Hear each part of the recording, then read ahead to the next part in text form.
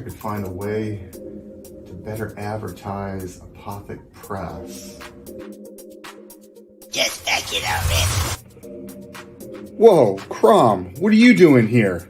What's this? The Madness Roku Network. Sponsorship. 1 month of playing your 30-second ad on the network 3 times a day? Oh my gosh, for $20? And you can't beat that. Just back it already. All right, Crom, I'm doing it.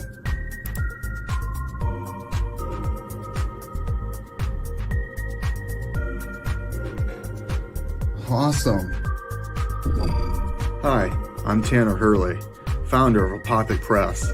I back the Madness Roku Network, and so should you.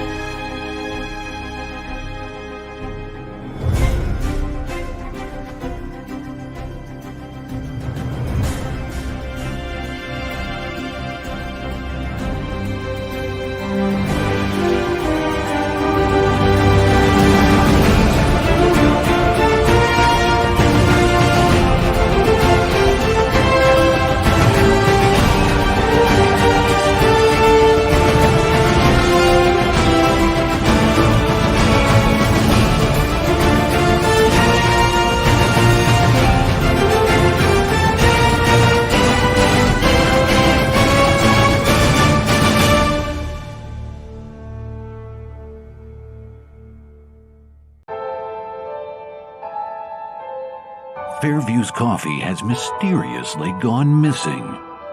Mayhem ensues when strange, coffee-craving zombies plague the city. Detective Mickey Potatoes, an overworked public servant, uncovers why ordinary citizens are losing their minds and how to stop the coffee apocalypse. But it involves the mafia. And when you're dealing with mafia crime families, nothing is ever easy.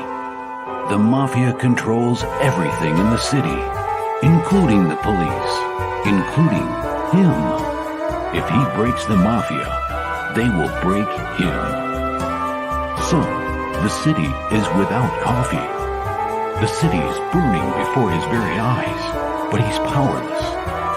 Detective Potatoes has the power to stop the coffee apocalypse, but if he does, he could lose everything.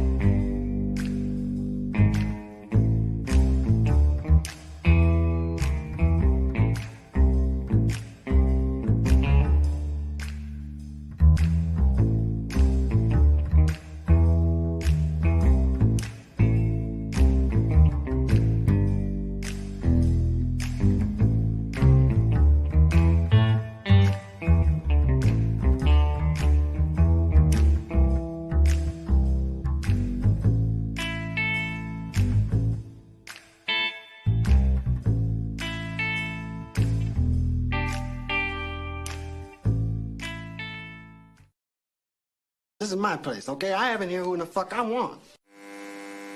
Money comes big. Yeah. It's not small. No. Kiss my entire. Oh, my darling, knock 3 times on the ceiling if you want me. Your coffee, sir. Thanks, beautiful. You're welcome. This is a man's world.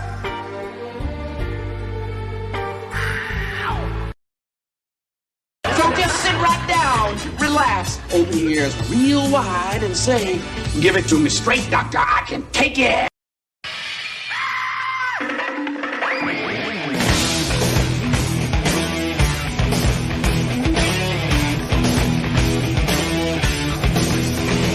Get the chocks out from under the wheels. Flaps up. No offense, Margaret.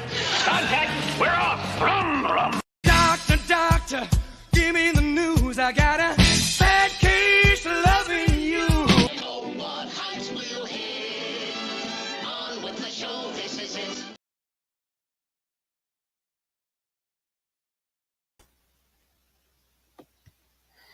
I fumbled on the 1 yard line. Hey, oh, howdy, hiya, and hello. The doctor is in. Kinda. It's almost like I haven't done this before. How the heck are you guys out there? I see you lurking. Throw me a hello in the comments, chat. Let me know you're there. Hey, it's been quite a week. I don't know how we'd get through it all without coffee. Just saying. Good hot coffee. I pray. I'm a praying man. And good friends. Like this guy. Roads? Where we're going, we don't need roads.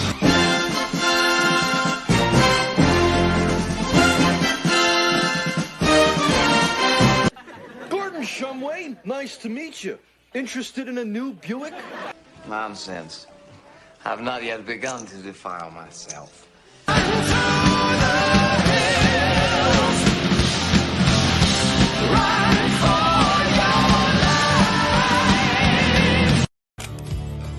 I'll make you famous. Make you famous. How are you, my brother? Man, I'm good. I'm excited for today's show, man. Yeah, I am too. I am. We've got a good guest with a very cool looking project to talk about. We got some tasty, fresh memes right off the grill, Tanner, and looking forward to getting into this show today. In case you haven't, sketchbook. Yeah. Hey, oh, howdy. Let me see. Oh, okay. All right. So, yeah, in case you guys haven't heard, there's a little kerfuffle that kicked up in the Middle East, and you kind of have to wonder, how bad do you have to be at thinking to look at the history of how attacking Israel goes in the past and think, you know what, it'll be different this time. No, it won't. Last time you did it, they took over more territory. Because, you know, it is what it is. Hey, we've got a guest today that has a brand new book in the works coming out here for all of us. We're going to bring him out and let him enjoy the meme reviews and the conversation with us, Mr. Dojo Kun. Hey, welcome to the show, right? Thanks for having me on, guys. Appreciate my pleasure. My Thanks pleasure. for coming on. Sounds like it's going to be a great conversation. I enjoyed being on your show back when I was shilling for Pariah. Had a good time. Our debate wasn't a debate because we all agreed on the shit. Yeah, that happens a lot. We falsely bifurcate our audience and even our panel. That's why we play that disclaimer. Like sometimes we're arguing a side that we don't actually agree with, but we have fun with it. That's right.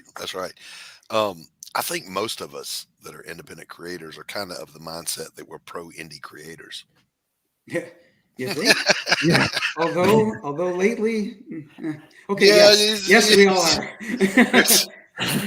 Listen, what those guys up there do, that's their business. Me, myself, I want to make good product and share it with people. That's what I want to do. And you know what? This is supposed to be fun. Can we just get back to having fun with it? Oh, that's what I want.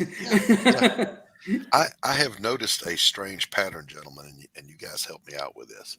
But I have noticed that the blood sports and the drama doesn't seem to put $1 in my bank account ever.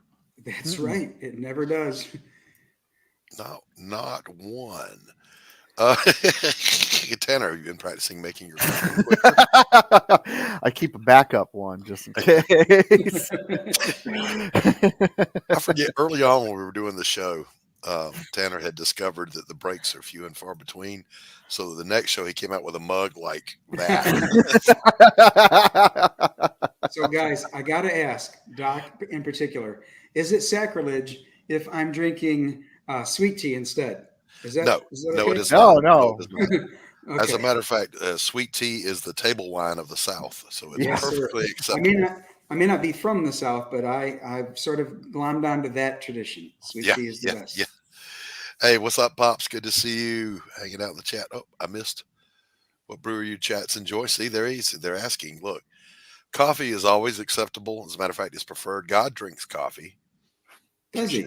He does indeed. He does. In Second Opinions, chapter 3, he says, "Thou shalt add nothing to thy coffee. The Lord thy God forbids it." So I drink mine black. Second Opinions, yes. chapter 3. Yes. Chapter 4 deals with things you don't do to grits. Okay, butter, salt, leave it alone. Oh, I eat them the extreme northern way. Oh, Tanner, I know. Yeah. I'm praying for you. Yeah. So the book called Opinions must be in the Apocrypha.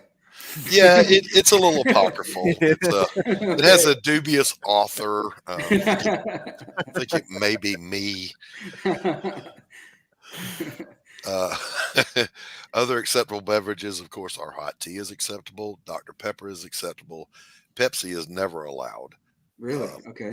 I'll pray for you if you drink that garbage. So, that's where we're at. So, yeah, I've tried not to. New generation. I've tried not to comment too much about the stuff going on in the Middle East because it's pretty self-evident. Those that believe, well, it's none of our business. We should just stay at home. Blah blah blah blah. These are not people who are students of history. Okay, and this is all I'm going to say about it. That mindset is called isolationism, and we've been there before twice. Once was called World War I, and the other was called World War II. Not a good idea. Not a good idea. It seems, if I remember correctly, we're drawn into the conflict anyway. Yeah, it will always come home to roost. So you proactively defend your interests and your allies, or you wait for them to come, and bad things happen. So not necessarily a good idea. But having said that, did it just leave me? I think I had another stroke. Hold on a second. Nope, it's gone. So it's interesting to see Israel's power, given the fact that they're really no larger than Delaware. Yeah. A religious person might get the idea that perhaps God fights for them like he said he would. Oh, the chosen people. Yeah, I may have heard that before. Yeah. But, it's the more astounding to me, that demonstrates just this breathtaking lack of education. It's when you see, and it's in Meme Review, but I'm going to put it up here anyway. It's when you see things like this,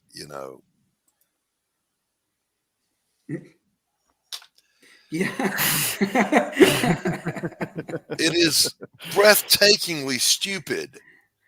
Okay, so I'm going to repeat what I've said before, and that is this. I'd like to see all those people just step foot in Palestine and see. Just go to Michigan and try it. See how much of a warm welcome they would really receive. Go to Dearborn, Michigan, and try it.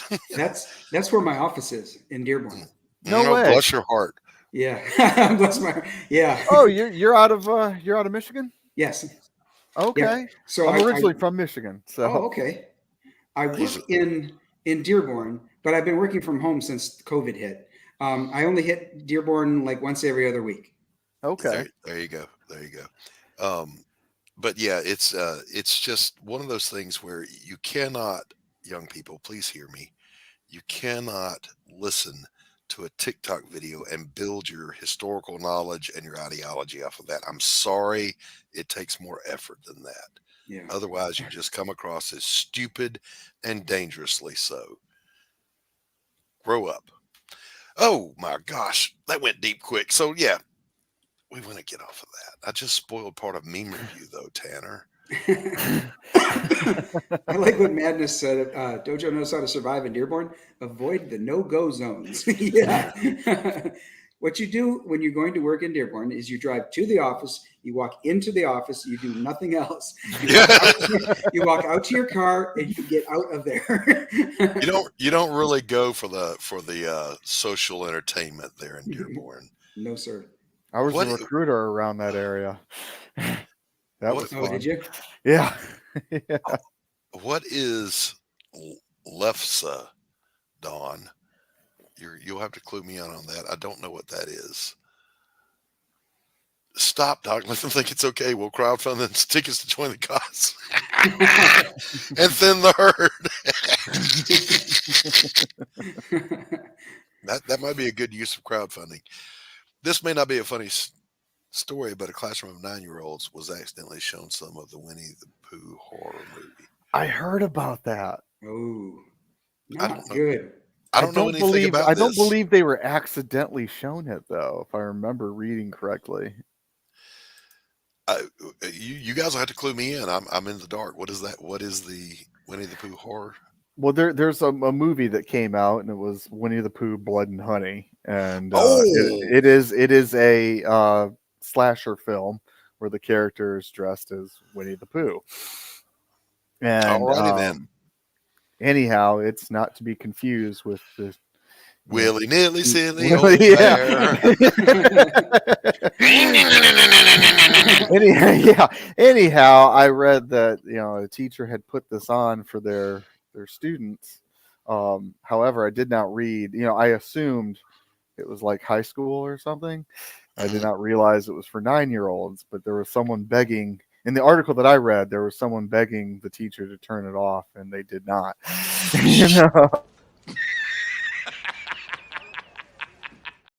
It is consequently more funny when I realize it's 9-year-olds. Maybe I'm a horrible person. I don't know. A breathtakingly stupid society we live in. Laugh, but yeah, I can't change it. It's here comes Pooh to cheer me up. It'll probably hurt. Thanks for noticing. Yeah, thanks for noticing.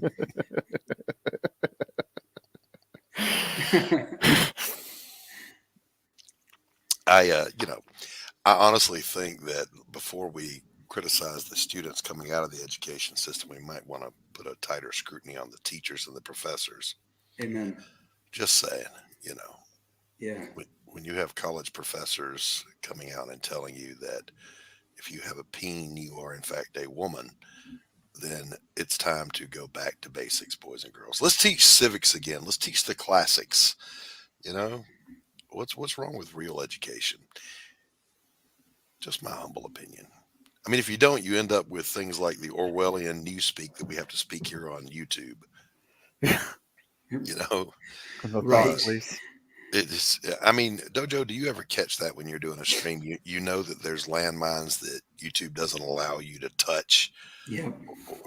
And you have to catch. I feel like I'm drowning because I have to stop myself from saying what I would say to a normal group of adults in a normal conversation, and use the newspeak language to get around it. I don't know if you run into that. Yeah, all too often we run into having to walk on eggshells to be very careful for a number of reasons, but not the least of which is YouTube's, sensitivities, I guess. Yes, they're fifis. Yeah, right. They're fifis. And that's what it is. It's, I remember when we got the word, I don't remember how I got the word. It is now okay to talk about the virus which shall not be named, where before, if you even mentioned the name of it, you get a strike. Oh, it's current events. We're grown-ups. We're having a conversation. My show says not for kids when I post it. What's the problem? Are you telling me there are adults that are going to be traumatized by the mentioning of the name of the thing that we all know? And I still am scared to say. Yeah, right. Which is, by the way, yes, one of the reasons we're moving to Roku. Now, Pops and some of the other creators, they have other reasons for wanting the Roku network. Me personally, I just want free speech. I want to be able to talk like a grown-up. Yeah. This is the filtered show, boys and girls. If you ever come have a cup of coffee with a doctor in person, the shit gets real. But people always wonder why I'm so quiet. It's YouTube. Oh, I love Don's latest comment. Look at Don's latest tweet or chat. Maturity levels may vary. Hail. Absolutely right. Absolutely right. But speaking of a complete lack of maturity, let's get into a little thing called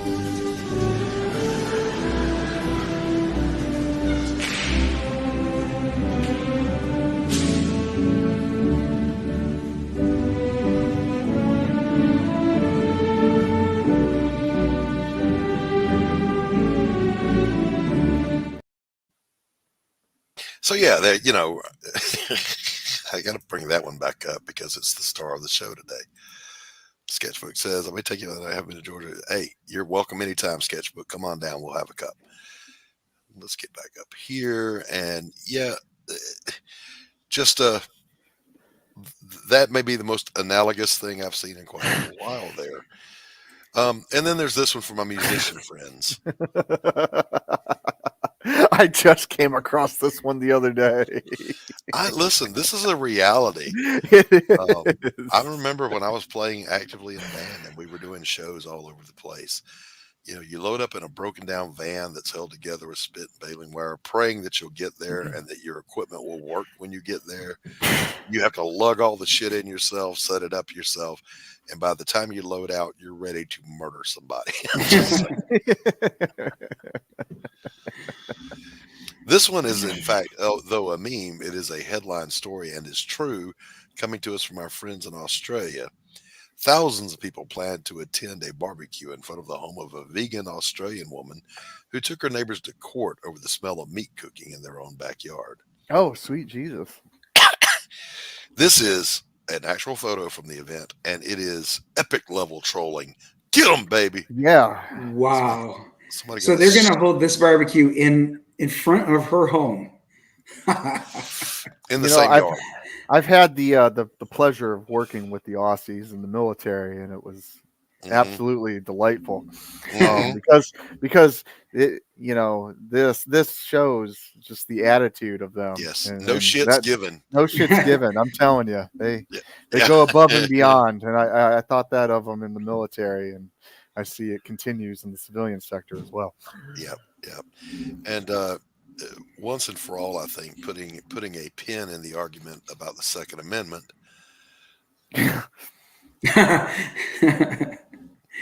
Oh, speaking of the Second Amendment, guys, I always tout this out there. If the government wants to come and take all of my guns, they better bring a bunch of their own. And, here's the interesting thing, particularly where I live. When the government was ordering everything shut down, our sheriff here said, understand what I'm about to tell you. We will not enforce any unconstitutional law. And I was like, hoorah! Hey, that's my boy. That's my boy. Let's see. Hail, Past Master Dan and Past, Fanta. Yep. My co-host. Shigama. Fanta, always lovely to have you. Yeah, if you want the guns, you're going to catch the bullets. I mean, I did not say that. I did not say that.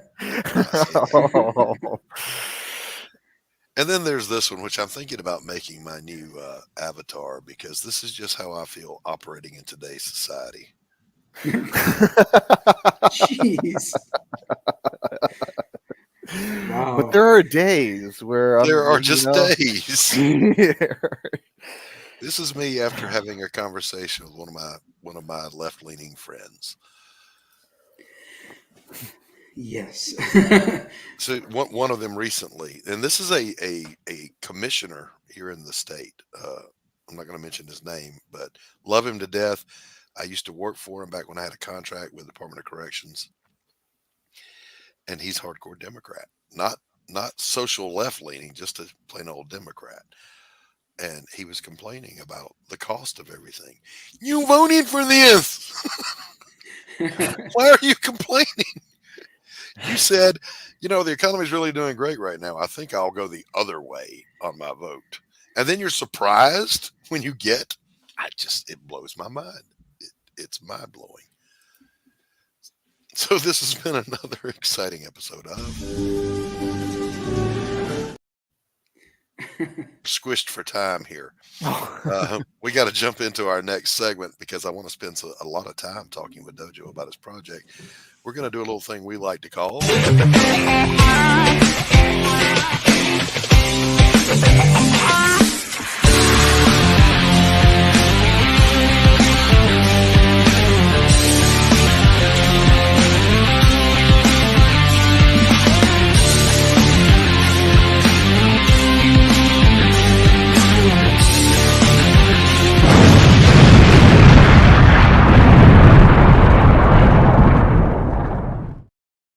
Greetings and salutations. I'm Tanner Hurley with another moment in great moments in comics history. Today, it's a little saddened that I have to report the news of the passing of artist, creator, writer, extraordinaire Keith Giffen. Why is this important? Some of you may ask. He is the creator of such DC characters as Ambush Bug and Lobo. And if you're not familiar with Lobo, go check out what's all over the internet about Jason Momoa and him being cast for Rocket Raccoon. But also, if you're not familiar with Lobo, Rocket Raccoon, yep. Kindly crawl out from under whatever rock you've been living under. He has been around a while. Yeah, he's been around a while. He's awesome. He's might have been a minute. Man.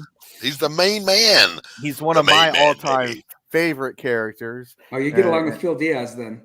That's his favorite, yep. So what do you got for us, Tanner? So I wanted to show off a little bit of, this is my favorite era in which Keith was drawing. When he went over to Image Comics and did Trencher. I remember Trencher.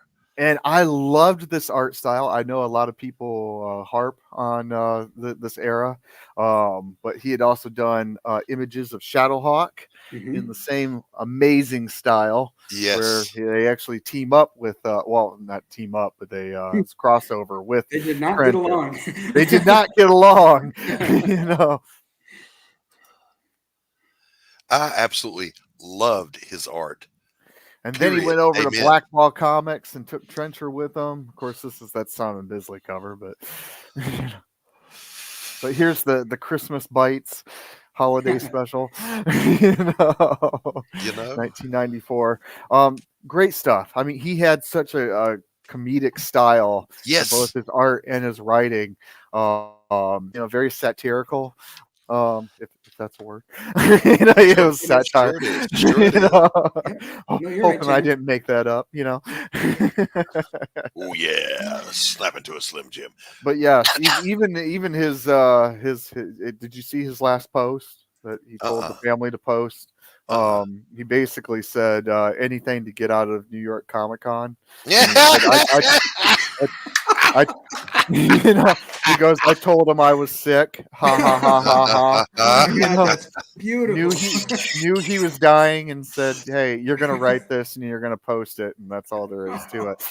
And awesome. Like I said, it's one of those things. I teared up when I read it. It was that style, baby. That style. Yeah. Only Keith Giffen. That's how you go out. Happy and sad at the same time. Yeah, that's how you go right there, baby. I know that you're talking about the moment that he went to Image to do Trencher, but long before he was given his own, the right to do his own satirical style, the Dark Side Saga that Paul Levitz wrote and that he drew was just, Yes. it was groundbreaking. I had chills when I saw them all bowing to the dark sides, you know. Yes, oh yes, my God. yes. That was amazing stuff back then. Yeah, it was.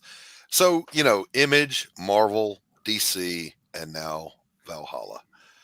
That's right. Here's to you, Mr. Giffen. Salute. Salute. Or Skull if he's in Valhalla. Yeah. Skull. we are a richer world for your having contributed to it. Just saying, buddy. Billy Power Max says I have 1 through 4 of Billy Power Max. And Past Master Dan says, we love you, YouTube.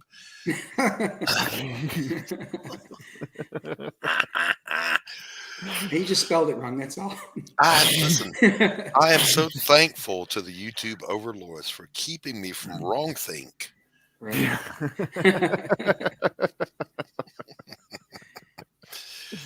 So this has been another exciting episode of The Great Monster. I'm going to play the thing again because we're already, the time budget is always so tight. The time is it flies by. We have so much fun here. That's right. Boys and girls, we're here for a specific reason today, however, one, I am contractually obligated to be here. my probation officer said I have to. And also, we're going to be talking to Dojo about a new project he's got that just launched, did it not? It did on Friday the 13th. Nice. Great launch. And first, before we talk about the project, why don't you tell our chat, who may or may not know you, a little bit about yourself. Hey, yo, Finatra. Hey, Finatra. Thanks for being here. So, about me. Outside of comics, I'm a fraud examiner and anti-money laundering specialist. So, comic books are a side gig. They are a hobby, albeit a very expensive one. You got that right. As far as comics go, I've been collecting for 50 years. I started on the way to Florida one time. We were stopping at 7-Eleven to pick up some snacks, and Dad said, you want to buy a couple of those comics over there to read in the car? And I bought Amazing Spider-Man number 196 and Uncanny X-Men number 126. Never forget them, and I still have those exact 2 copies of those comics. Oh, nice, man. Nice. I will Good for never you. sell those. No, they're well loved. You can tell when you look at them that I had them since I was 7 years old. So read them for a very long time.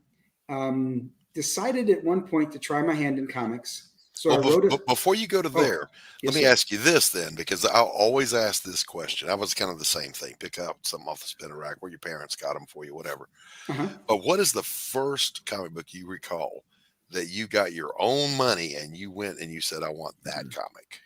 What was it? That would probably be DC Comics Presents, in which there is a Teen Titans preview. So that was the issue with Green Lantern. It was Superman and Green Lantern, but in the middle there was like a 8 to 12 page preview by George Perez and Marv Wolfman of the new Teen Titans. Oh, man. Very nice. What a great comic book to make your first, man. Your first chosen comic. Right. Sinatra said for him, it was Spider-Man 2099. Oh, man. 2099. Really? Heck yeah. That was a good one. Youngster. All right. Thank you. Appreciate you. Yeah. Now, I remember when the 2099 stuff came out, it was like, I'm going to roll the dice on this. You don't know what's going to be good and what's not going to be good. Right. I went with Doom 2099, and it was okay. It was good. That was pretty good. I enjoyed it. Hello, Brianna, my love. Brianna, Great how are you? Have you? Yeah, Brianna. Our European. I enjoyed X-Men 2099. Yeah. It was good. I enjoyed that one as well. Yeah, I mean, back in the day, in the 90s, you could put the letter X in front of anything and it would sell. I mean, that's true. It really would. It really now, I know a lot of people are down on Ron Lim's art, but I enjoyed it. I thought he did a great job on that book. I got no complaints. I always liked Ron Lim. He did good on Infinity War, too. Yeah. Yeah. Yes. So Infinity War, and then he was big on he did Silver Surfer. That guy. That guy. Finatra says Punisher 2099 was bad though. So yeah, I get that. Yeah, it was pretty bad. And I've always had kind of this thing about Spider-Man that I don't want anybody but Peter Parker in that identity, right? So Doom I was okay with because it was still Victor Von Doom, the same guy. He just new territory. I get that people love what's his name. That's the Spider-Man 2099, and they like Miles Morales. I'm sorry, it's Peter Parker or nobody for me. Okay. Sketchbook says it was Spawn #1 with his allowance money. Ooh. And then I think First with My Money was Jim Lee's Divine Right #1. All right, right on. So then something went wrong in your brain, Dojo, and you decided to make comics. Tell us about that. You think that's when things went wrong? Okay.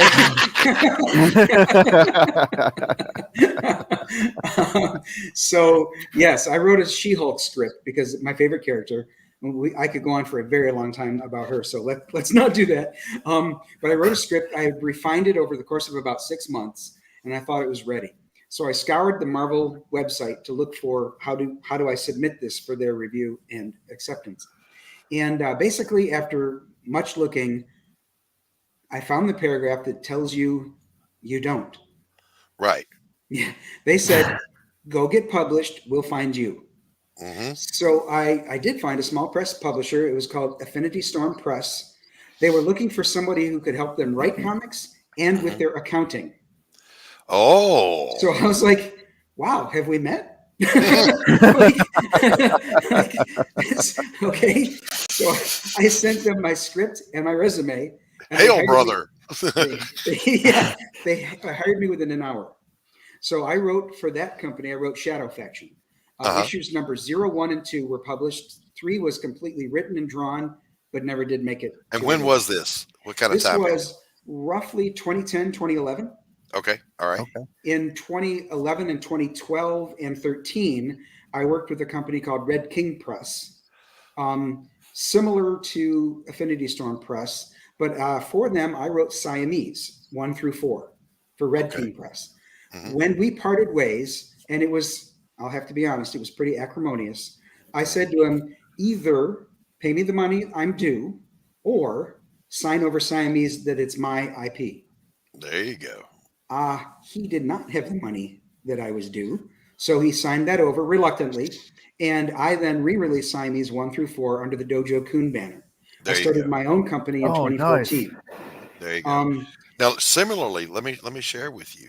Okay. I had a publisher / writer rip me off back in the 90s. For my last issue, he kept my pages and he never paid me. Oh. My pages, he said, he had gotten inked by Williams, Art Williams. Was it Art Williams? Who am I thinking of? Y'all help me. Williams. Al Williamson? Al Williamson. Oh, okay. What? Yeah. Like the Al Williamson? The Al Williamson. And I thought, that's where you spent my money, was to pay for him. Right. And you gave him also the pages, so, because he can sell them. That's some shitty stuff. So my thought, Dojo, was I didn't even give him the option. I think I'm just going to take over that book and make him sue me. Oh, okay. Did he? I'll just come out with it all on my own. Did he? Has he ever paid me? No. No. Did he sue you? No. I haven't yet come out with it. Okay. I'm not going to say the names on a live stream because it might get ugly, but he was on a live stream here recently with someone, and I confronted him, and he goes, "Oh, yeah, just hit me up backstage, and I'll look around for those pages for you." Okay. This is too small of a world for you to pull shit like that and try to hide. Sorry. All right, that's enough of that. So anyway, moving on with your story, not mine. Okay.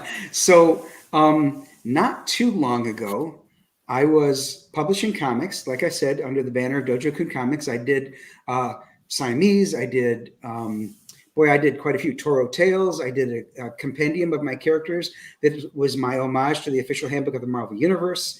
I did one called Alliances, where my character Breathtaker was going to be the I'll call it the host of each issue, like Batman was for Brave and the Bold. Oh, and then I would rotate in other of my characters. So I did a lot of those. And then I was posting a lot of my characters on Facebook before I'd even discovered Twitter.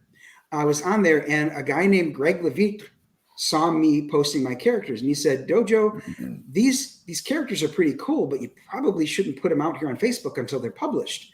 And I said, oh, they are published. So I gave him my website link, and he's like, oh, dude, have you ever heard of Comicsgate? And I'm like, no, I haven't. He said, well, here's what I want you to do. Without any bias or anything, go watch Michael Bancroft's show. Mm-hmm. Okay. So I looked, big mistake here. I looked it up on Wikipedia, and Wikipedia is very negative about Comicsgate. Yes, it is. Baby. However, really? I've never looked it up. Oh. Very, very negative. However, as an auditor, as a fraud examiner, I can sense when there's bias, usually. And there was so much bias there that I took it with a grain of salt. And I said, okay, there's probably some truth here. There's probably some truth to some of the history that they mentioned. Mm-hmm. But then again, there's probably also a lot of fluff and BS. So I then watched Michael Bancroft's show. He's a great ambassador to not just CG, but indie comics as a whole. Yeah, he is. And his chat was super welcoming. Now, yes. I hadn't called myself Dojo at the time. I was still going under, my real name. I was there as Brian. And everyone was, hey, Brian, good to have you here. Welcome. Yep. Feel free to, drop your opinions. We hope to interact and become a friend. I was like, wow, this environment is super welcoming. People who hadn't heard of me were like, you got comics? Where are they? Let me see it. So right. I started making some significant inroads, not just to this community, but some friends too. And I had to apologize to my sons. And I'll tell you why. When my sons used to play video games and watch like PewDiePie and Jacksepticeye and Markiplier, they would say that in the chats, they were making all these friends. And, I'm going to talk to my friends. And I kept saying to them, those aren't your friends just because you met them online. So when I started making friends in the Netherlands and Australia and Brazil and across this country and in Canada, I went to them, I took them out to lunch, and I said, guys, I got to apologize. I was so wrong about those guys not possibly being your friends. You're right. And it's a true story, it's not just friendship. Tanner and I are friends, but it's also the professional relationships you develop with really serious creators. Yes. And they're not big Uber names. They're just hardcore, really good creators. I give to you Max Devill from Atrocity Press. The guy's just cranking out quality content and knows what he's doing, and just super cool guy to know. Mm-hmm. He's just one example of dozens of people I have met that are amazing creators and very welcoming. Excuse me. Like you, I had heard all this bad stuff about Comicsgate, right? Uh-huh. And I came into the community, and immediately, I'm a retired counselor. Okay. I kind of know a thing or two about personalities and human interaction. And I discovered something. There were assholes and there were good people. Mm-hmm. Like the entire world is. Yeah. In any group of thousands of people, there's going to be assholes and there's going to be great people. Exactly right. Exactly. You just and I could sit here and name a bunch in either category. Same. But I'm not gonna. I don't have a list though. Right. I do not have a list. He's making a list. He's checking it twice. Right. I have, listen, I don't do you can't talk to that guy because I don't like this guy who doesn't like that guy who likes this. I don't do that. Oh, you can't, Right. No, you'd never have, content for your shows. Or... I have good friends in this circle who are friends with somebody I can't stand. Sure. And, okay. That's cool. Yep. Hey, welcome to adulting. Adulting 101. Where you have to make up your own mind about how you feel about people. All right, so sketchbook. Yes, but you're one of my favorite assholes, He did not Sketchbook. call you out by name. I'll say this though, it's a wonderful community of independent creators, whether they're CG adjacent, or even if they hate CG, who cares? It doesn't matter to me. I judge individuals by their individual behavior, by the content of their character. Exactly. Yeah, right. Yeah, absolutely. I unless they put sugar in their grits, in which case, just fuck off. I don't. Okay, well, it was nice, guys. Thanks for having me on.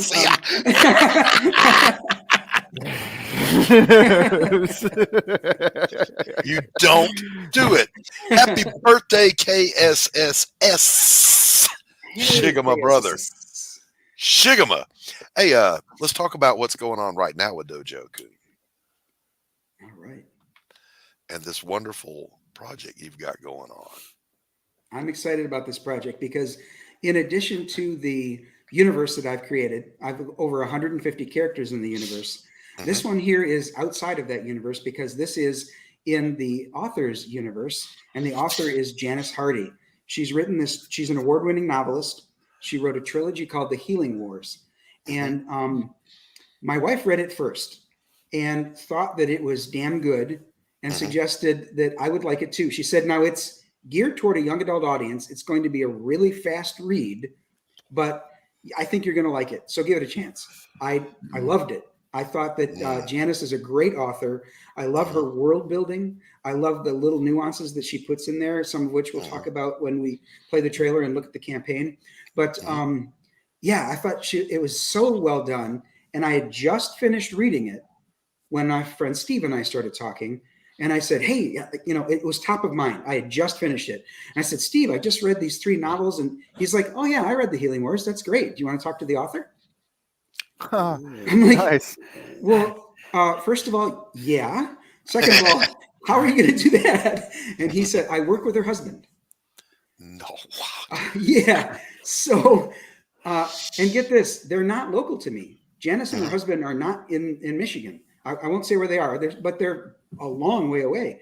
So Steve said, but her husband and I work remotely on projects. Right. And I can get you in touch with her. And I said, yeah, great. That'd be awesome. Even if it's just to say, you know, good on you. Nice job. Yeah, but right. I pitched my idea to her. I thought this could be well adapted into graphic novels. And she agreed right away. She and her husband are kind of comic book fans, not like you and I, the 3 of us are, but they are fans. And she thought that'd be a great idea to adapt the novels into comic books. All right. So now, you just covered a huge topic there very succinctly. You meet what, online or like we're doing right now on a backstage, or? Yes, first we met. Yeah, it was like this. I did a StreamYard, you know, not broadcast live, but in a back room, and we talked about it, and she was excited about it. We hammered out the licensing agreement, and from what I've learned recently, there are many different ways to handle a licensing agreement. Yes, I think that most importantly, she and I are happy with it. Right. So, I mean, you don't come to an agreement unless both sides are happy with what's being brought to the table.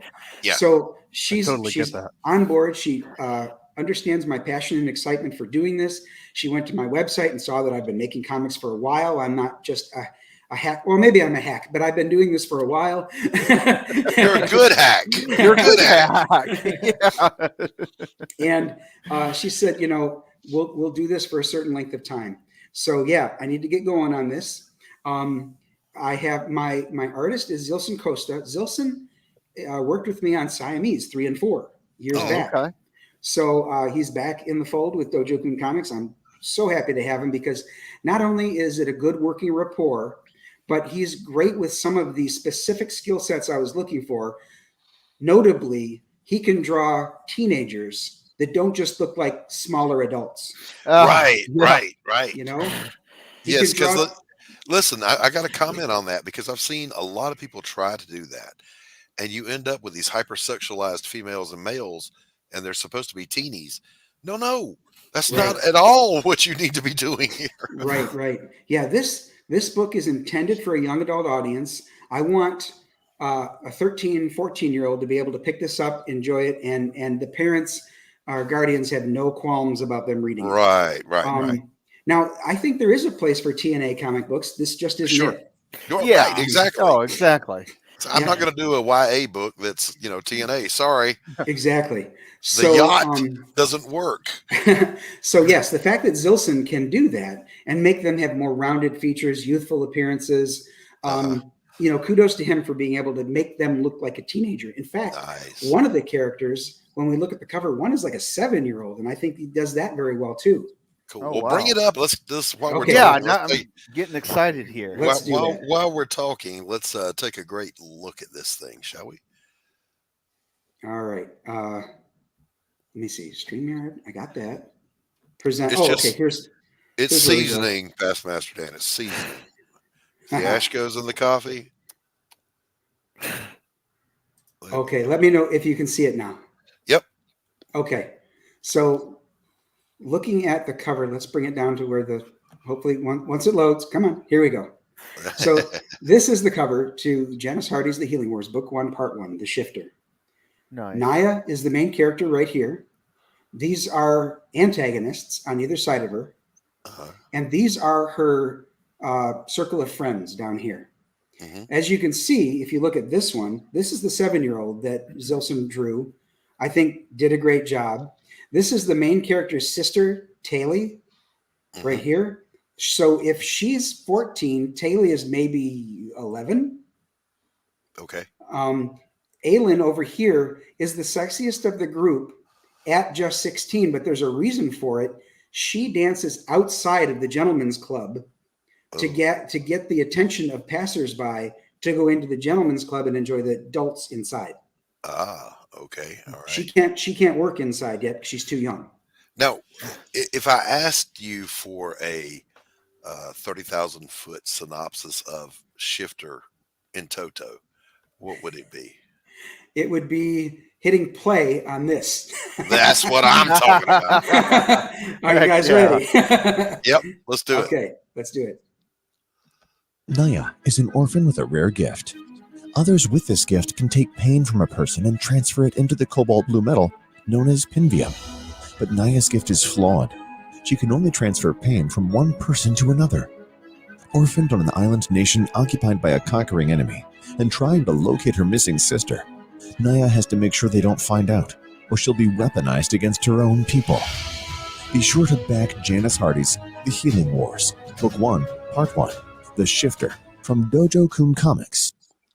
Short and sweet. Oh, yeah. So a couple of other details, though, that I'd like to share with you is Taylor, her sister, can transfer the pain into the cobalt blue metal, okay? Right. When they do that, they can fashion that metal into weapons. So imagine I'm wielding an axe. I hit you with the axe. You've already got the pain and wound from the axe, but then you're also delivered the pain of 12 other wounds. Wow, forget that. That was so yeah, the weapons in this world become, I guess, in a sense, enchanted. Although it's not considered magic, it's an innate ability. I would say she never uses the word mutant, but kind of. And I would advise anyone against using the word mutant because DC and Marvel have those co-trademarked, and they will take your lunch money. Yeah, Marvel in particular with Disney is very litigious. They will jump all over you. So don't use the word mutant. Right. So this is an innate ability that some people in their world have. And the building you see in the back here is called the Healers League. That's a large religious organization that employs these teens that can do this as healers. Well, because Naya can't put it into the metal, she can only transfer it from a person to another. That's not going to do this Healers League very much good. Right. Because she would have to hurt someone while helping somebody else. Right. She's got to keep it hidden from them, or they're going to treat her like a freak and ostracize her. Unfortunately, she's already an orphan and homeless in this world, mostly because her island nation, as the trailer mentions, has been taken over by an occupying army. So she's got to constantly look for some way to make money, like maybe work for the smithy or the tanner or the baker or the coopersmith, things like that. Right. So having said all of those job titles, that should sort of lead you to understand that this world is set in kind of the end of the medieval area, beginning of the Renaissance era, sort of in that area. So they have swords and bows and arrows and axes. They ride horses and carriages. However, they have steamboats. So it's right on the cusp of those two eras in history. Right. Oh, nice. So this main cover here is by Zilson Costa. He is, like I said, my artist on Siamese 3 and 4, colored by Don Edwards. He's currently an up-and-coming, CG or just indie comics creator. He's got a launch later this month for God's Eye Omega Mission. So watch for him. That sounds cool. So my variant cover is by Renzo Rodriguez, who does such a great job on this, colored by Josh Rodriguez, but no relation. When Renzo in particular loves to draw sexy ladies. For my previous campaign, Projectile Reptile, he did the cover that Bancroft affectionately calls the ass grab cover. So he loves to draw sexy ladies. So when he first submitted this to me, he drew Naya very sexy. And so I had to write back and said, I don't think I specified this, but she's 14.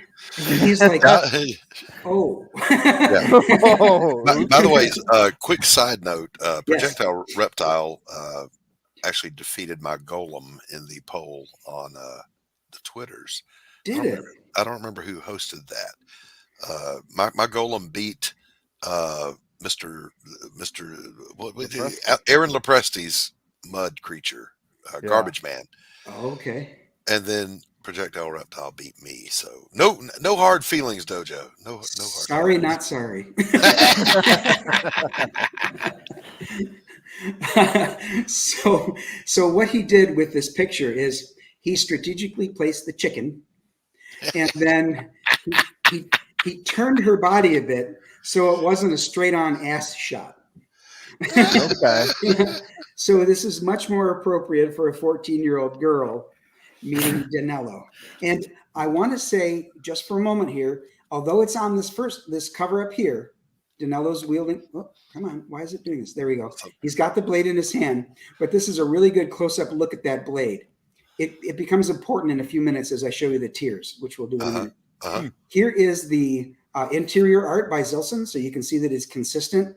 What I love is when he's drawing something at a distance, he doesn't give faces a whole lot of detail, and that's okay, because when he draws it close up, he's great at expressions.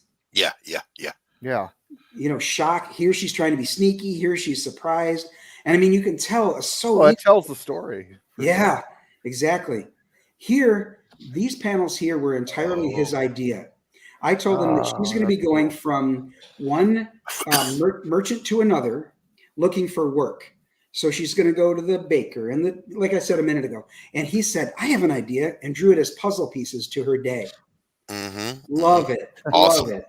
Awesome. Yes. Now, when I write comic books, I write them in the form of a script like you would see for a play. Right. I have the blocking. I've been a singer and an actor since I was in 6th grade. So when I view a script, I specifically and literally take it as a script. So I write it very specific. This person standing here, we're seeing this over this person's shoulder, etc. But I give my artist leeway. If they've got an idea, after all, he's the artist, I'm just a writer. So I say to him, if you have an idea that you think something would look better another way, give it a shot.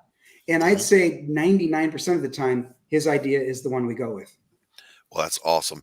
All right, look, we're at that point of the show where we take a little break. We're going to play a couple of ads for some friends of ours, and then we're going to dive deep into this campaign. Okay. So, Pops, if you'll be good enough to play a couple of our friends' ads, and everybody can get a refill. I told that moron not to take out my Tchaikovsky tape. No matter, let's get started.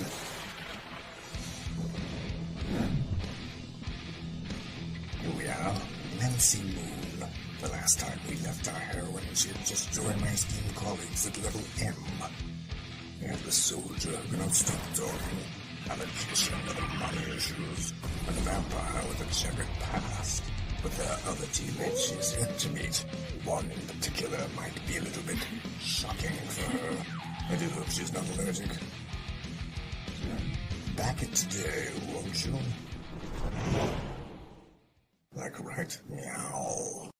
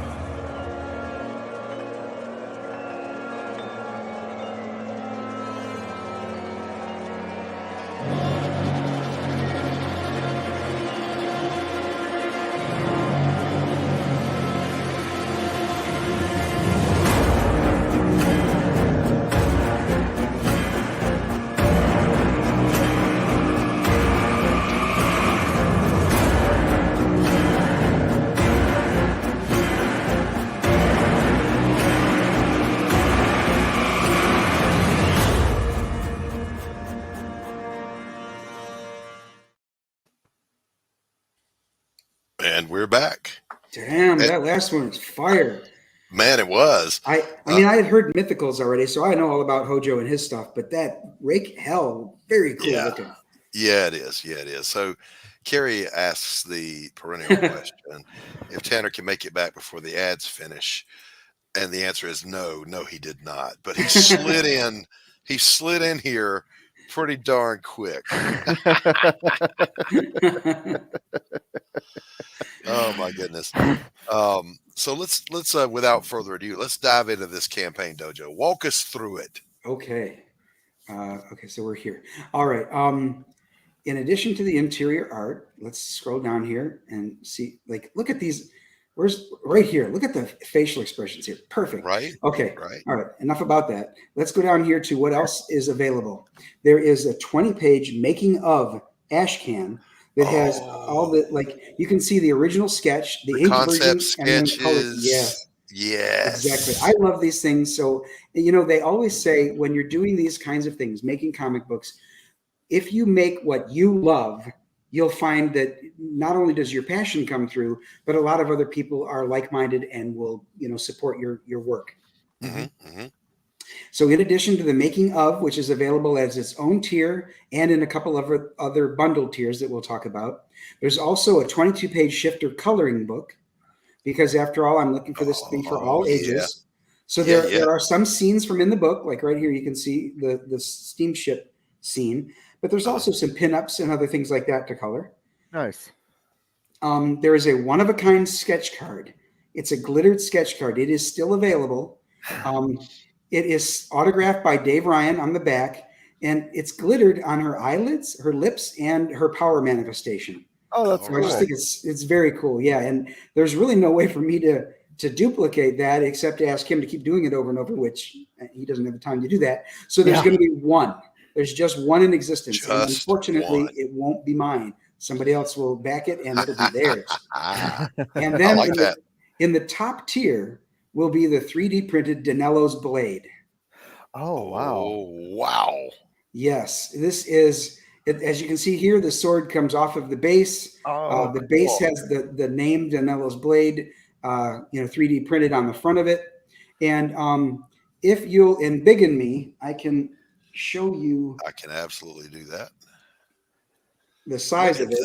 Look at that, man. Yeah. Isn't that something else? That's cool. So there are a limited a number of these available. My 3D printer is willing to print 10 of these. So, well, you know what? Past Master Dan says that is an outstanding perk, and I agree. I know what KSS says too. Yeah. Right. So yeah, this takes black Nazis. I hate them. 16 hours to print. Wow. Did you hand color that as well? No. This is the filament he printed it with. Okay. Oh, wow. So So I mean, it's like a black and red. I just think it's so sharp. I'm trying to get it. It looks great. That's what I'm talking about. Yeah, it's so cool. This is the filament that he prints it with, and gives it like a texture. You see that this part of it right here has got an amazing texture as well. Yeah, it looks like very cool. Yeah, and the blade looks like it's been parkerized on its edges. Oh, it's got to be up by the camera. There we go. Look at that, man. That's cool. Just by adding that texture, it from a distance it looks Parkerized, but then up close you see all that amazing detail. It's been Parkerized. It hasn't been blued. There you go. There you go. So yeah, all right. Let's talk about the tiers then. I'll go back to this right here. Okay. So the tiers that are available now in Fund My Comic, I have very few complaints about Fund My Comic, but the one I have is you can't order the tiers. They will appear in dollar value order. So the first one here is the Making of Ashcan at just $8 plus shipping. Beyond the Ashcan is the coloring book at $10. Then we've got the main book. So this is a 28-page full color comic book. It'll be saddle stitched, and it's $15 each. I figured the $25 price point is probably a thing of the past, so I'm going with a $15 price point, especially with only 28 pages. I mean, if this was like a 60-page book, I might think about a little bit more, but we're going right. So that's for the main cover. For the Renzo Rodriguez variant, it's just $18. And then for $45, the Healers League tier includes both covers, the Ashcan and the coloring book, plus any stretch goals we hit. Wow. Very nice. And then lastly, I like that. I like that. I keep saying lastly, but I keep forgetting that this is in between. This is the one-of-a-kind sketch cards autographed by Dave Ryan. So that's there. And then the last tier is the Healers War tier. And that is all of the Healers League tier, both the books, the coloring book, the Ashcan, and the stretch goals, plus the 3D print. Wow. And that one there are 10 available. Holy cow. Awesome. Now the stretch very goals, welcoming price points there. Oh yes, thank you. I took how much it was going to cost to get this done, the 3D print, and then I added up all of the other things individually, like you would, and then of course there's a discount applied, because if you add up all of this, it would be more than $100. Sure, yeah. Now for stretch goals, to be fair, I haven't selected any dollar amounts yet, because let's see it get funded first before I get all, too big for my britches. So once it's funded and I see how fast it got funded, we'll see what's a reasonable first stretch goal. And that first one will be a 6 a.m. magnet of Naya. The second one will be a metal trading card by Phoenix Animation. And then the last one is a set of chibi stickers of 5 of the main characters. Oh, cool. I'd really love to hit all 3 because, not only because of the dollars that would bring into making the comic book happen, but also, too, I'd really love for everybody to get these things because these things are fun. Now, here's my question at this point. I have to ask this. Yes, sir. The original writer of the novels, Janice, she's seen this. What does she say to you? She thinks that this is exciting. She can't wait for this to succeed so we can start making these 15 comic books we have planned. Nice.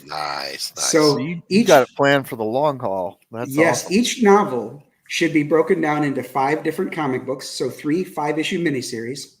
And then if they all go well, I mean, this is really thinking, optimistically, but if they all go well, I will then take each set of 5 and make them a trade paperback. There you go. And then if that goes well, thinking really pie in the sky, omnibus. There you go. Omnibus, the whole thing. I love it. That's the right way to think about it. I love that. You've got to have the kind of passion that you intend for this to be ongoing and reach those goals. Because if you're thinking defeatist right from the beginning, it might be a self-fulfilling prophecy. Yes. So instead, plan it all out and do your very best, slog through it day by day to get it done, but also have that, the journey of 1,000 miles begins with a single step. So plan the 1,000-mile journey and start taking the steps. Yes, absolutely. How do you eat an elephant? One bite at a time. That's right. Or with a really big fork. It's awesome. This is truly good looking stuff, man. I am fortunate that Janice herself is my editor. That was through part of the agreement is she has final approval on the script and any of the art that goes into this book. Oh, wow. So that's that puts a lot of pressure on you as the writer, doesn't it? It kind of does because I had to write this script and keep her vision, her world intact. Right. And I would have wanted to do that whether she was my editor or not. But what's great about it is that she will make sure that her vision is what we put out in this comic book. Yeah. I mean, but you know, when you're writing a script, Brian, as you know, you are providing the voice for characters. When you were drawing from an existing work, now you've got to pick up the voice that someone else has created and get it across. Yes. And that is no easy feat. So kudos to you. Thank you. Yes, the first 28-page book, the one we're talking about today, distills the first 92 pages of the novel. Man. So it's about it's roughly 1/4 the number of pages that it covers in the novel. So I had to, of course, pick the scenes that would best move the story along, that would require the least amount of exposition. Right. And as you know, since you're an artist, every picture tells 1,000 words. So that's good because I need the artist to be just as much a storyteller as I am. Yes, absolutely. And what a great segue to say that's another reason why having the right art team is so vital to, especially an adaptation. Yes. It has to keep her vision intact. Now, did your penciler read the novel material, the source material? I'm not sure because his primary language is Portuguese. Okay. All right. He lives in Brazil. Okay. And he speaks English pretty well. I just don't know if he has the gumption to go through 400 pages of English. Right. So I wouldn't fault him if he didn't. I mean, come on. Right. Yeah. If you handed me a Portuguese novel, I'd be like, well. Yeah, no, this ain't happening. The cover is nice. Yeah. Google Translate can only get you so far. Yeah. Right. Exactly. My colorist is Josh Rodriguez, who did the Renzo cover. My letterer is Paul Bird. You may know him in the chat as AGE Comics. He did Fall of Man, which is right here. Nice. And as you can see on the creative staff list here, campaign advice and logo creation were by Rusty Gilligan. Now, Rusty doesn't like labels. He's not in this group or that group. He's just a supporter of independent comics. He's a great guy. He's fun to talk to. He is not only a former child television star, but he is also a former WWE wrestler. Oh, no lie. Yeah. Very cool. So he's got his hands in a lot of different entertainment industries. He did part of the animation for the movie Heavy Metal, which you might be familiar with. I may have heard of that. Yeah, right. So do you know which one? Heavy Metal, the movie. Yeah. Yeah. Okay. Was there more than one made? There was. No, there was one made in 2000, but no. This one was back in the 70s. Yeah, I got you. Heavy Metal. Heavy Metal. I got you. Yeah. Here, let me hit that one more time. The Heavy Metal movie. Yeah, he was in his teens at the time. So yeah. Wow, that's cool. Yes. And nice. Then here's thank you in many languages, because I appreciate everybody who takes the time to look through the campaign. And even if you decide this isn't your cup of tea, if you see me in the Twitterverse or on Facebook or wherever, and you see me touting this book, if you could just share or retweet, that is so appreciated, because every eye on the project might be another backer. Because even if they're not a comic book fan, I found out recently this can reach a lot of people. My wife was talking to her uncle about this. Just, hey, how's Brian doing? And she was explaining what I do. And he's like, oh, well, that sounds like that would be great for my granddaughter, Scarlett. So she gave him my contact information, and he's one of my backers.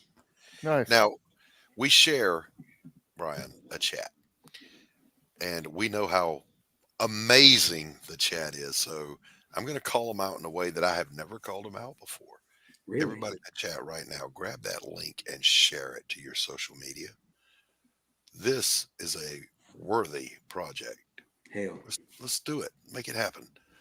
You guys are the bomb diggity. You know how to do this. I appreciate you.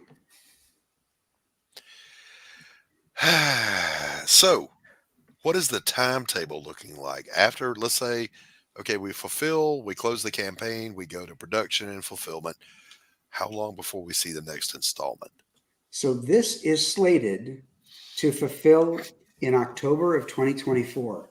Now, a Wait, lot of people are like, hold on. I have to address this real quick. No, well read. I know, baby, but you misunderstood.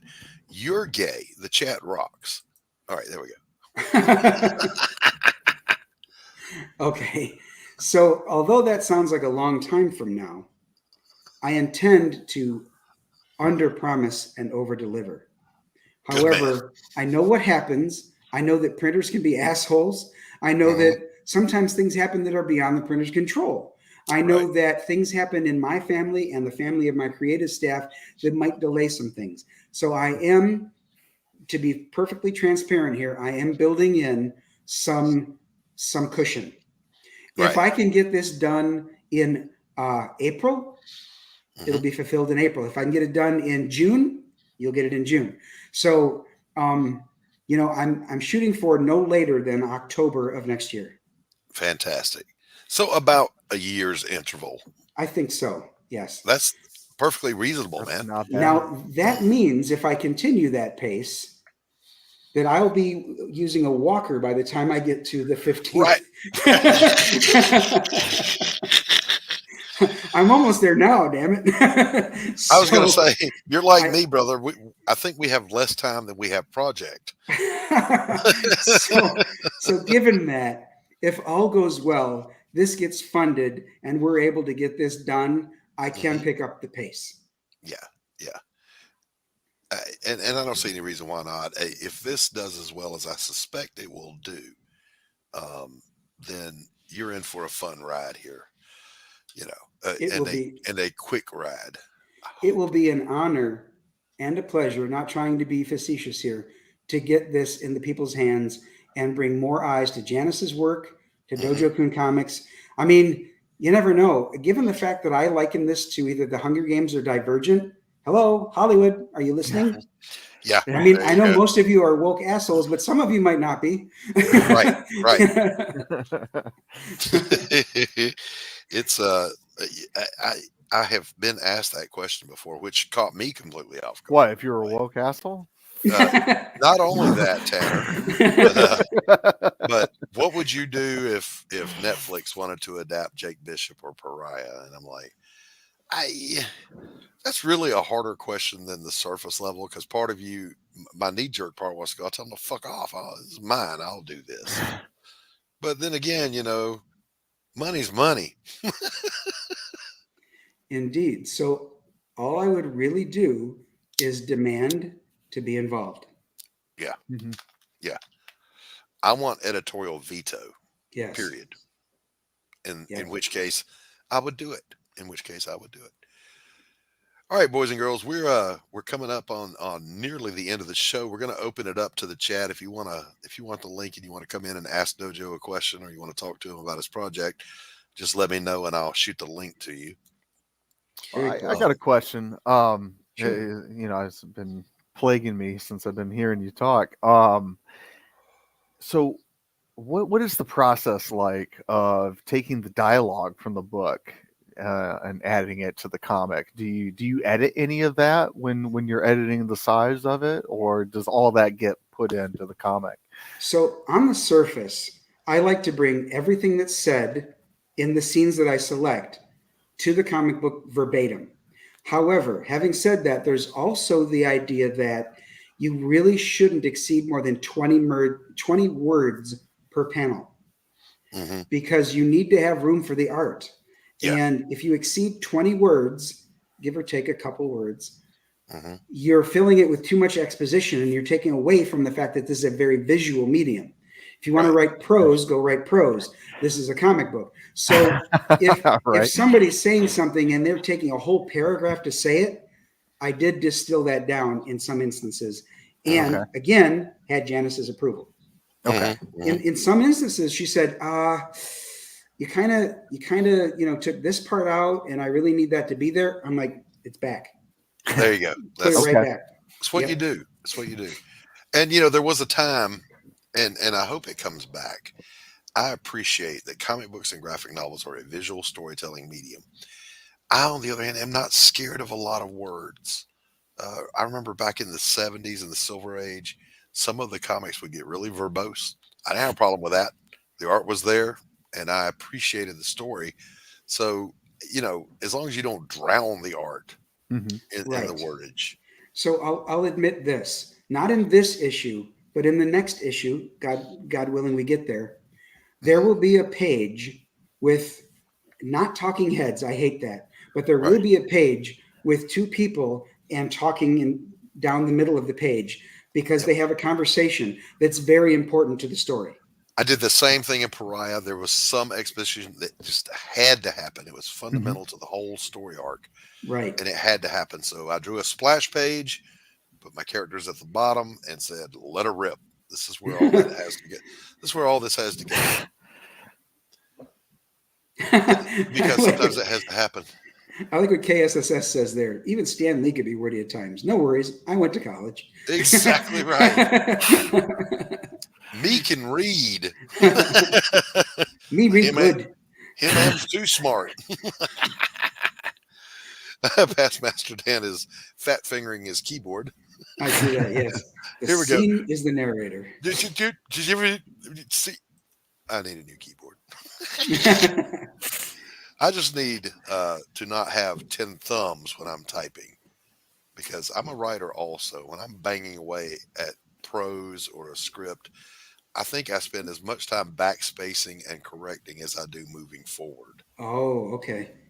I don't even look up at the screen. I just go and I'll go back in and do the edits later. I can't do it. Wow. I can't do it. I couldn't do that. That would drive me nuts. my OCD. My OCD will not let me do it.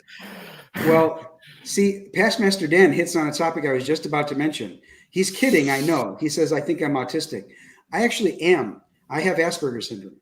Okay. So there are some things that things have to be a certain way for me. And, because I'm armed with the knowledge that those things are true, I temper that with an understanding that things can't always be your way, Brian. So keep that in mind. For those that don't know, Asperger's is not a cognitive feature of autism. It is a fixative. I've worked with a few in my counseling career. One guy was so smart, I felt like an idiot sitting in the room with him, and I'm a fairly smart guy. But it's that focusing in on a particular thing. When they're kids, there'll be a particular toy that they don't want to let go of. As young adults, it's a particular hobby that they hyper fixate on. Like comic books. Yeah, comic books. Whatever it may be, but it in no way impacts their cognition. So when I was in the 10th grade, I dated a gal named Deanna who learned that I liked comic books and that they were all in order, alphabetical order, numerical order, in bags and boards in my dresser. And to this day, she remembers that. We lost touch after high school for 20 some years, like maybe close to 25 years. But now we're engaged.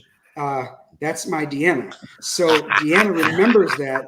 And so when we got back together, she was not at all surprised that I was still reading books.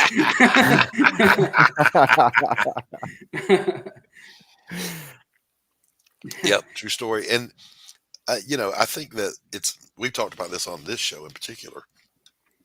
The creativeness, the talent is in our blood. It's going to come out somehow. If it's not art, it's going to be music. If it's not music, it'll be sculpting. If it's not that, it's going to be writing. Somehow it has to come. It has to. Yeah. Tanner and I backstage were talking about creators who don't create. What's wrong with you? How do you even breathe on any given day? Right. Oh, Stephen B wanted to pop in. So Stephen B, welcome. Hey, how's it going? Hey, Stephen. You got a question or a comment for our pal Dojo?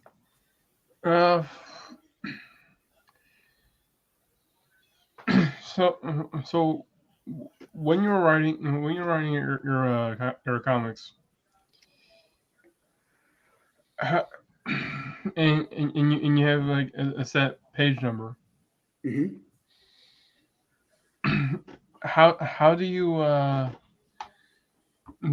determine what should stay in the book and what should come out? Oh, okay, that's a good question.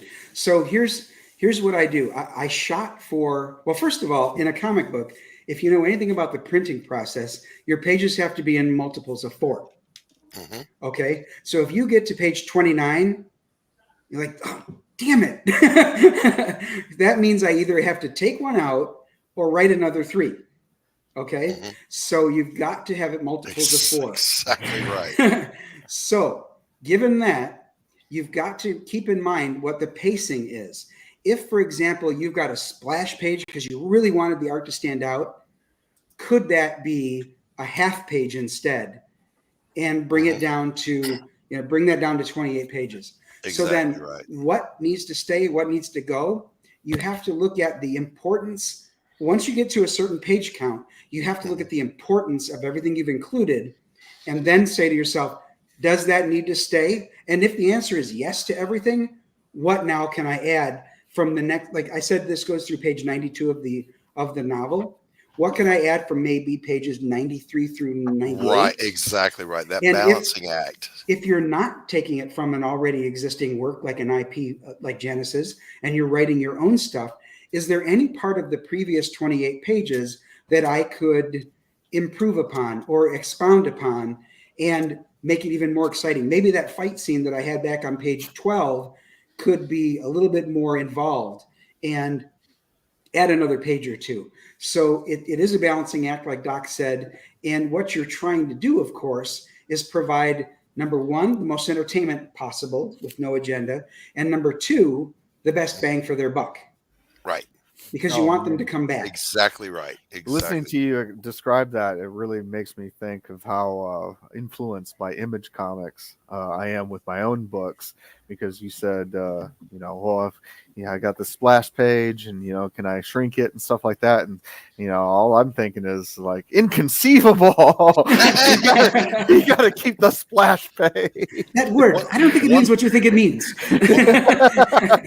One of my OCDs in doing that very thing, Brian, was that I never like to do a scene break in the middle of a page. Oh, it's right. got to make it to the edge of the page. But when you're editing, sometimes you've got to do it.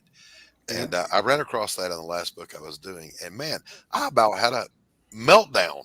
Like, I don't want to do the meanwhile back at the hotel, and then switch scenes exactly in the middle of a page. But sometimes you got to do what you got to do. You have to serve the story. Another thing you have to consider is the page turn. So you get to the end of the page, you want them to want to turn the page.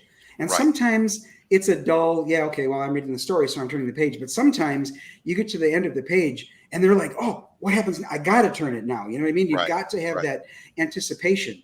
And sometimes it's not as dramatic as I'm making it sound right now, but that's what you're shooting for.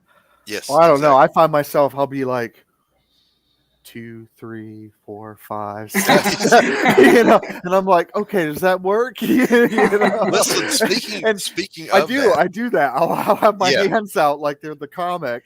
Yeah. And I'll be looking at my script and I'm like, yeah, okay, does that make sense? Does it make, because you're absolutely right. You want to create a page turner, One thing I learned to do way back in the 90s when I was doing indies, I had a huge studio. And I had the presence of mind to cover the walls in just plain old corrugated cardboard so that I could pin my pages up as they would be in the book. So splash pages here, then the next 2 pages, then the next 2 pages, because not only do you get to see how the page turn is going to look, you're going to make sure that, these 2 bottom panels aren't the same thing and whatever. And one of the writers I was working for, he was a terrible writer. And he had said we'll use the right turn on 1, 2. All right. So page 2, bottom right panel is X. And then page 3, bottom left panel is Y. Well, X and Y were the same thing. And so I called him and I told him, and I said, do you want me to change that? You just draw what I write. Let me worry about that. I'm like, well, all right, Scooter, I'll do that very thing. Keep the money coming. I'll make this as bad as you. I'll make this however you like. Whatever you say, Peter Cheeks. One of the things I try to pay attention to, really pay attention to, is when you're doing like double page spread. Yes. And if you don't remember that. The odd numbers are on the left, and the even numbers or the other way around. No, you're right. Oh, it is. Yeah, but page 1 is on the right. Yeah. 1, 3, 5. Yes. So the odd numbers are on the right, and the even numbers are on the left. Mm-hmm. And you have to constantly remember that, because if you don't, one half of the double page spread will probably be at the very beginning, and the other half will be at the very end. Yes, Lord, yes. And I did make myself a promise. I don't know about you guys, but there's 2 things I'm never doing again, or at least not for a good long while. One is a double page spread, because I freaking hate trying to make the book maintain that shape. If I had to insert a page on this end or that end and I screw it up, then you've got to, so you're always doing that. The other one is stairs. Nope. Doing elevators. I hate drawing stairs. Fortunately for me, I'm not the artist, so I can put stairs in there whenever I want. Yeah, so you get a call from me. It's like, listen, this 10-page battle on a staircase, that shit's not going to happen. Somebody has to have the higher ground, Doc. Take the elevator to get there. All right, boys and girls, we've reached that point in the show where it's time to wrap up. Finn, I did send you the link. If you, I'll wait a couple more minutes if you've got a question you want to pose to our friend Dojo Kun. In the meantime, though, I want to encourage you to get over to, it's on Fund My Comic, Janice Hardy's The Healing Wars, Book 1, Part 1, The Shifter. So if you have a minute, get over there and give it a look and show it some love, a worthwhile project. And I want to thank Brian for coming out. I want to thank my co-host, as always, Tanner Hurley. Can't do the show without you.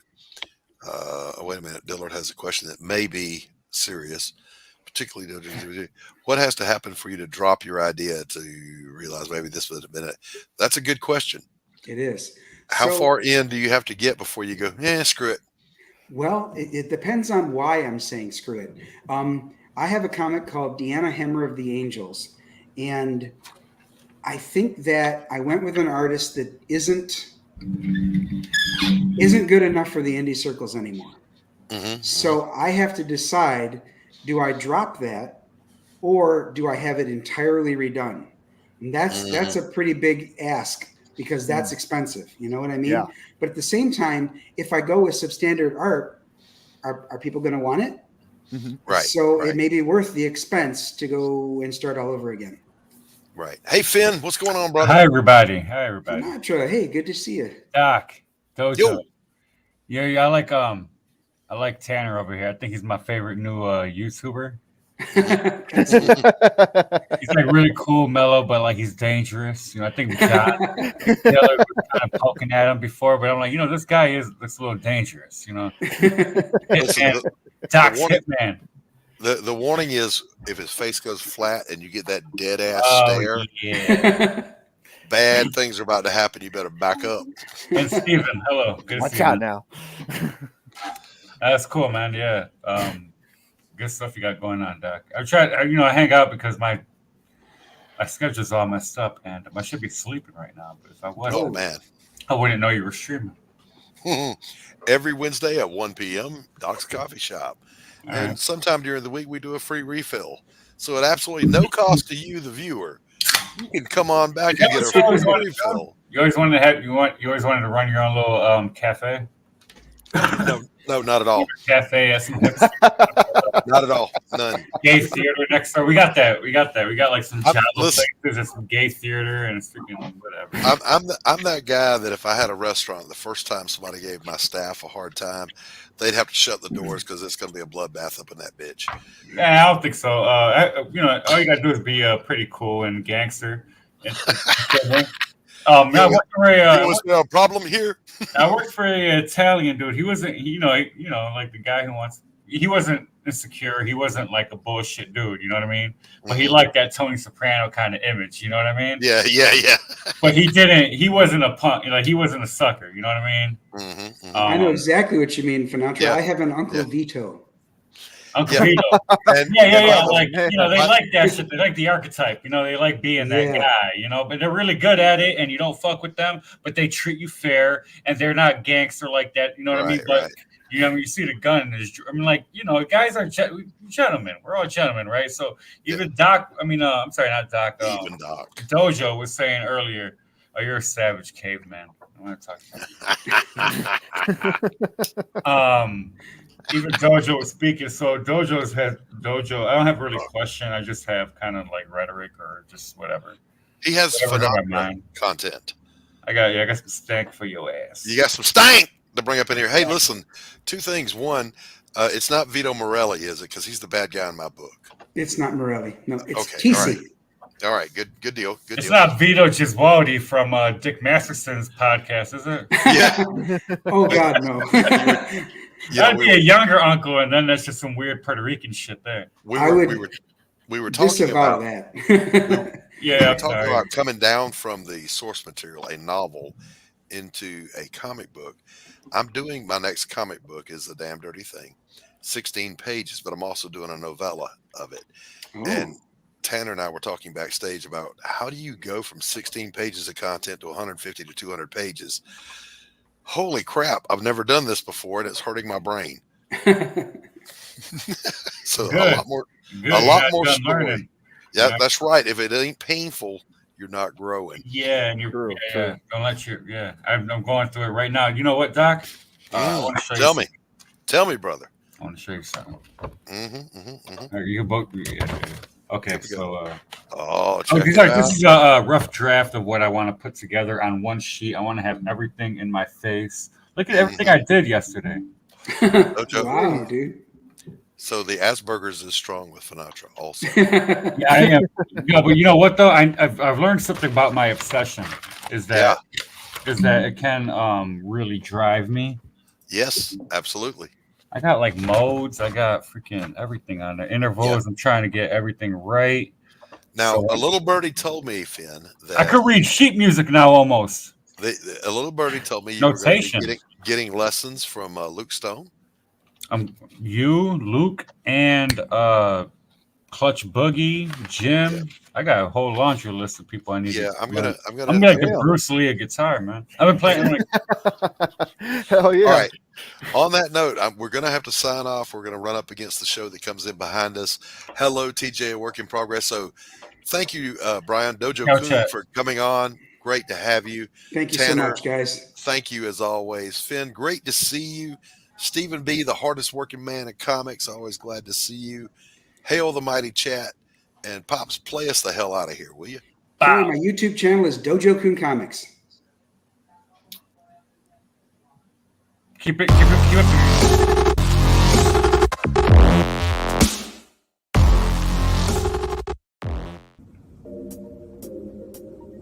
Oh man, I wish I could find a way to better advertise Apothic Press. Just back it already. Whoa, Crom, what are you doing here? What's this? The Madness Roku Network. Sponsorship. 1 month of playing your 30-second ad on the network 3 times a day? Oh my gosh, for $20? And you can't beat that. Just back it already. All right, Crom, I'm doing it.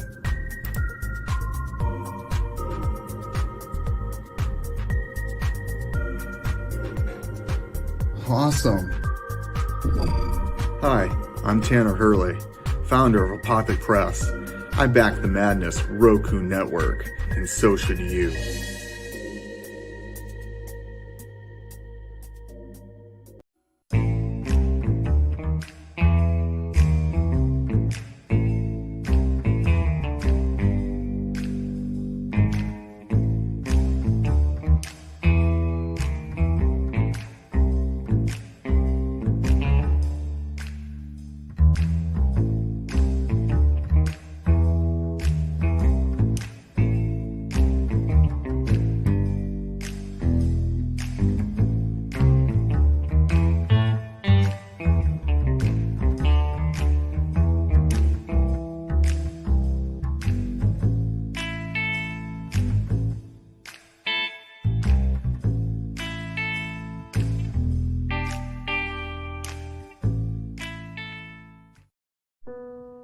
bringing you sex, sass, and style. Buckle up and unlock your imagination for a fun adventure with these death-dealing dames. They sail the galaxy in search of spoils. The most dangerous acquisition, and the most fruitful, are the legendary Splinters of Yggdrasil. The Splinters are magical artifacts forged from the Tree of Life that wreak havoc on the universe. The missions are perilous, but the bounty is glorious. Enjoy our hyper-fictional wonderland. How is a pirate ship sailing through space? 'Cause magic. How do they heal so quickly after battle? 'Cause magic. How are they able to communicate through jewelry? 'Cause magic. It's all about the characters. Abbo, rough, robotic, ready. Mo, carefree, callous, courageous. Mistress Graven, daring, diplomatic, dominating. Betsy, academic, accountable, aristocratic. Nefara, ancient, assured, adrenaline junkie. Bruto, proud, prominent, protective. Fisty, independent, incendiary, invigorating. Roxy, superficial, scarred, secretive. Once you get to know this diverse crew of mythical miscreants, you'll be anxious to find out what trouble they'll get into on the next episode. Go to AbboGrizzly.com and order both halves of the first episode today. The Civil War was America's bloodiest conflict. Over 500,000 died to preserve national unity.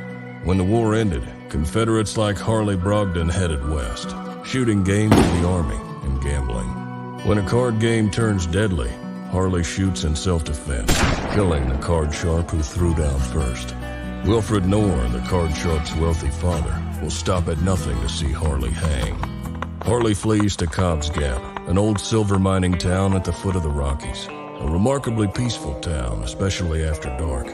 But the sheriff harbors a dark secret, and no one dares go into the mines anymore. Cobb's Gap is full of secrets. People speak in hushed tones of something in the mines. Something worse than their cursed sheriff. Something even the Indians fear from the deepest pits of hell. Every secret will be exposed. Bronze Star. Order your copy at bronzestarcomic.com.